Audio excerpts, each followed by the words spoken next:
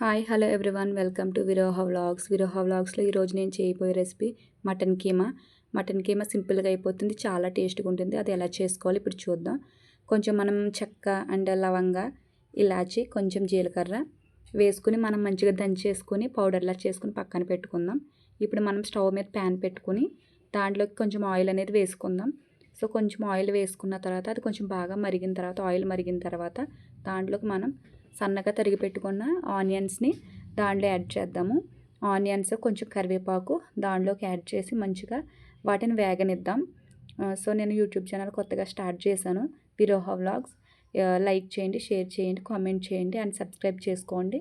ఇలాంటి మంచి మంచి ఎన్నో వీడియోస్ నేను పెడతాను. సో సపోర్ట్ చేయండి, మీరు కంపల్సరీ సపోర్ట్ చేస్తారని ఆశిస్తున్నాను. సో ఆనియన్స్ బాగా మగ్గాలి, ఈలోపు మనం మూత పెట్టేసుకుందాం. మూత పెట్టుకొని మళ్ళీ మనం ఓపెన్ చేసేసరికి కొంచెం మగ్గున్నాయి మంచిగా. సో ఆనియన్స్ బ్రౌన్ కలర్లో రావాలండి, కీమాకు అలాగే టేస్ట్ ఉంటుంది. కొంచెం బ్రౌన్ కలర్ వచ్చే వరకు మనం మంచిగా వాటిని వేపుకుందాము. సో మళ్ళీ ఒకసారి మనము బాగా కలుపుకొని మూత పెట్టేసుకుందాం. మళ్ళీ ఒక 2 మినిట్స్ తర్వాత మూత ఓపెన్ చేద్దాం.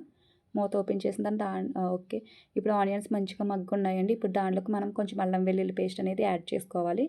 అల్లం వెల్లుల్లి పేస్ట్ వేసుకుని దాని పచ్చివాసన అంతా పోయే వరకు మంచిగా తిప్పుకోవాలి. సో అల్లం వెల్లుల్లి పేస్ట్ అనేది కొంచెం పచ్చివాసన అది పోతుందండి. అప్పుడు దాంట్లోకి మనం కొంచెం పసుపు అనేది యాడ్ చేసుకుందాము. సో పసుపు యాడ్ చేసుకున్న తర్వాత అలా నూనె పైకి తేలుతుంది కదండి, అప్పుడు మనం దాంట్లోకి శుభ్రంగా కడిగి పెట్టుకున్న మటన్ కీమాని మనం అందులోకి వేసుకుందాం.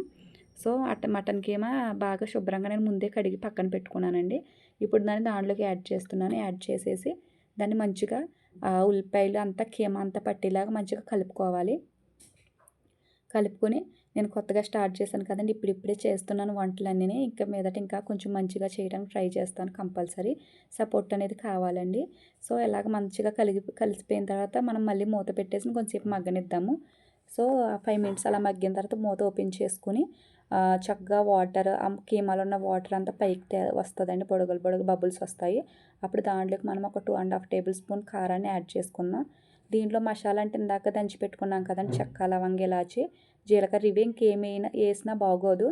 సో మనము మసాలా తక్కువ ఉంటుంది కాబట్టి కొంచెం స్పైసీగానే వేసుకోండి. కారము స్పైసీ తినే వాళ్ళు కొంచెం ఎక్కువ వేసుకోండి, లేదంటే కొంచెం తగ్గించేసేయండి.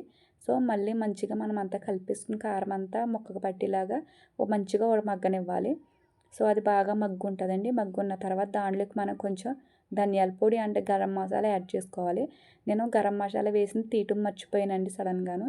సో మీరు కంపల్సరీ ఈ స్టేజ్లో గరం మసాలా అండ్ ధనియాల పొడి వేసేసుకోండి. వేసేసి మరొకసారి మొత్తం కలుపుకొనేసి ఒకసారి మూత పెట్టండి ఒక 5 మినిట్స్. మూత పెట్టిన తర్వాత ఇంకొంచెం లాస్ట్లో కొత్తిమీర అనేది యాడ్ చేసుకోవాలి.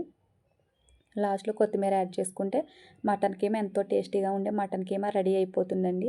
ఓన్లీ 15 మినిట్స్లో అయిపోతుంది, త్వరగా అయిపోతుంది. కంపల్సరీ ట్రై చేయండి. ట్రై చేసి ఎలా ఉందన్నది కామెంట్ చేయండి.